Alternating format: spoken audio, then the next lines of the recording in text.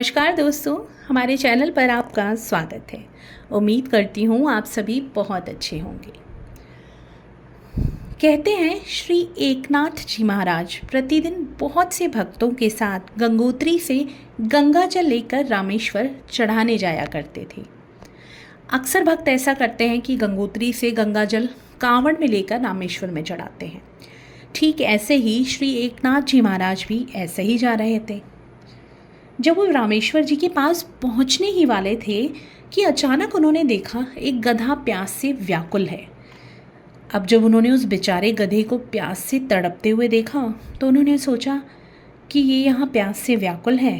रामेश्वर जी में तो सभी जल चढ़ाएंगे, पर इस बेचारे को शायद कोई जल नहीं पिलाएगा।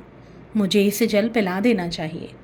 ऐसा विचार करते हुए वो उस गधे के पास चले गए और उसका सर अपनी गोद में रखकर उसे आराम से जल पिलाया।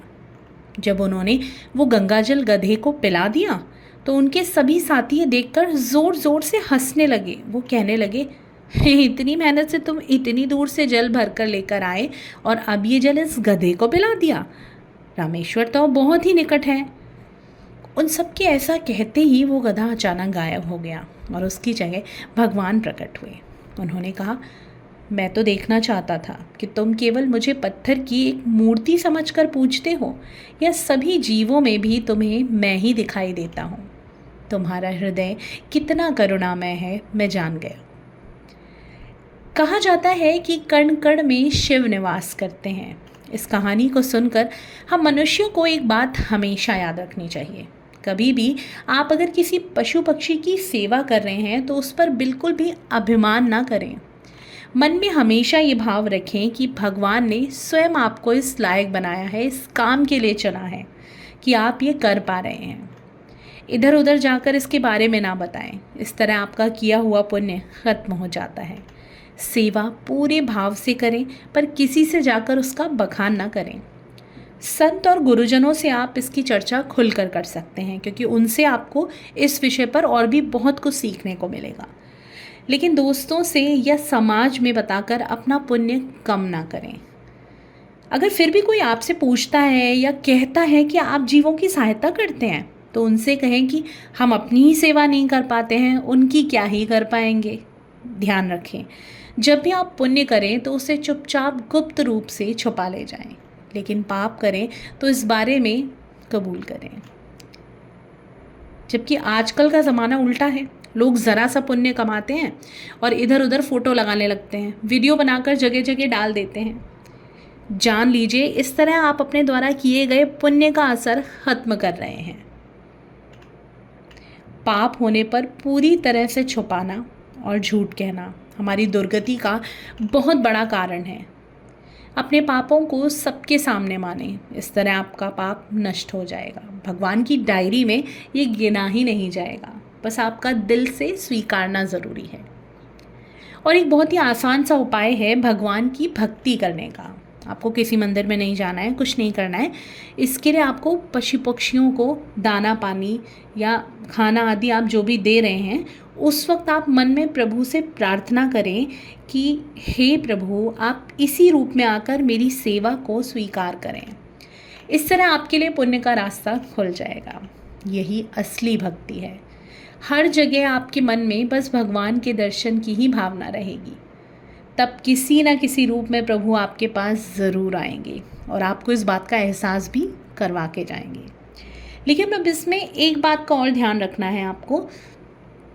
अगर आप सही तरह से धन कमा रहे हैं, मेहनत कर रहे हैं, तो आपकी सेवा ज़रूर लगेगी आपको। लेकिन कई बार ऐसा होता है कि हम गलत तरह से धन कमा रहे होते हैं।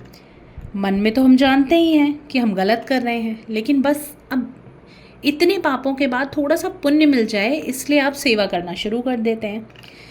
अब देखिए, आपने सेवा तो की, लेकिन गलत तरीके से कमाए हुए धन से की, तो फिर समझ लीजिए ये सेवा, ये पुण्य पूरी तरह से व्यर्थ है।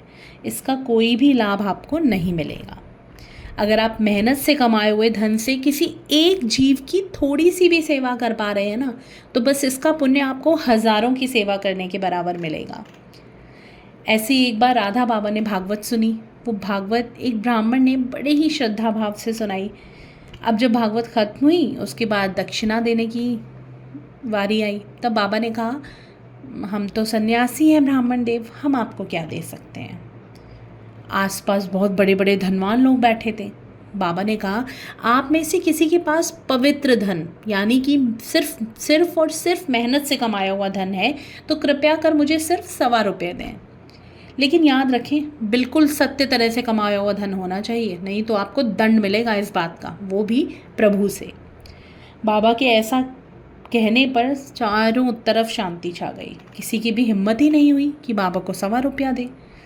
तभी देखते हैं कि एक आदमी दौड़ा दौड़ा आ रहा है। हांफते हांफते उसने कहा, बाबा हमारा धन पवित्र है, हम 1.25 रुपये दे सकते हैं। जब बाबा ने पूछा, कैसे, तुम्हारा कमाया हुआ धन पवित्र है, बताओ। इस पर उसने कहा, बाबा मैं बगीचे में घास खोदता हूँ, मुझे 200 रुपया मिलता है अपनी मेहनत का। बाबा खुश हुए और उन्होंने कहा, हाँ तुम ज़रूर दे सकते हो। बाबा ने उससे 1.25 रुपया लेकर ब्राह्मण देव को दक्षिणा दे दी। तब बाबा ने कहा कि इस 1.25 रुपये के आगे गलत तरह से कमाया हुआ 1.25 करोड़ भी आ जाए ना तो बराबरी नहीं होगी, 1.25 रुपया ही ऊपर रहेगा। पशु पक्षी और ख़ास तौर पर कुत्तों को भोजन आदि ज़रूर करवाएं, इससे बहुत लाभ मिलता है और साथ ही मनुष्य का कल्याण होता है। तो दोस्तों आज के लिए बस इतना ही। अगर आपको हमारा ये वीडियो अच्छा लगा हो तो हमारे चैनल को सब्सक्राइब ज़रूर कीजिएगा। मिलते हैं नेक्स्ट वीडियो में।